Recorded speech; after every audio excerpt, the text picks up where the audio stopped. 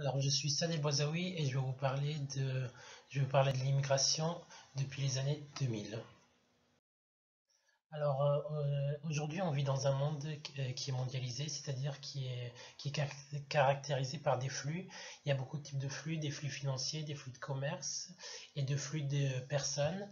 Nous allons surtout nous intéresser aux flux de personnes concernant les personnes qui rentrent sur le territoire français. C'est ce qu'on appelle l'immigration. Donc nous allons voir les vrais chiffres et quelles sont les natures de ces flux d'immigration. Alors avant tout, il faut déjà distinguer quelques mots que souvent on mélange. Par exemple, un étranger, ce n'est pas un immigré qui est encore différent d'un réfugié.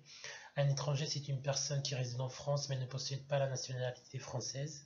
Un immigré, c'est une personne née étrangère à l'étranger et réside en France, alors qu'un réfugié, c'est une personne qui a quitté son pays pour d'autres origines politiques. Alors, l'immigration aujourd'hui en chiffres, la population immigrée aujourd'hui est de 6,8 millions et la population étrangère est de 5,1 millions. La population immigrée est donc composée des immigrés de nationalité française et d'immigrés de nationalité étrangère, alors que la population étrangère est composée d'immigration de nationalité étrangère et d'immigrés nés en France.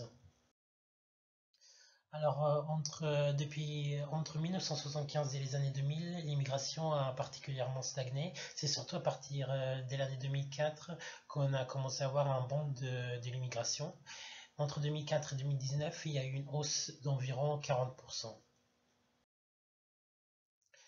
Ce qu'on peut voir, c'est aussi que la part de la population étrangère immigrant en France dans la population totale augmente d'année en année. Par exemple, elle était de 7,3% en 2000, aujourd'hui elle est de 10,2%. Alors, quelles sont les origines des immigrés? Alors, dans les années 2000, le flux le plus important, c'était celui provenant de l'Europe, suivi par celui de l'Afrique. Aujourd'hui, c'est l'inverse. Le plus important, c'est celui en provenance de l'Europe, suivi par pardon. Le plus important, c'est celui de l'Afrique, suivi par celui de l'Europe. Alors, il peut y avoir différentes causes à l'immigration économique, c'est-à-dire que plus de 80% de la richesse mondiale est détenue par les pays du G20 et 16% par les autres.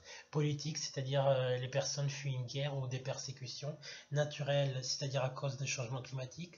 Ou éducationnel, c'est-à-dire que les personnes vont à la recherche d'un système éducatif avantageux. Merci pour votre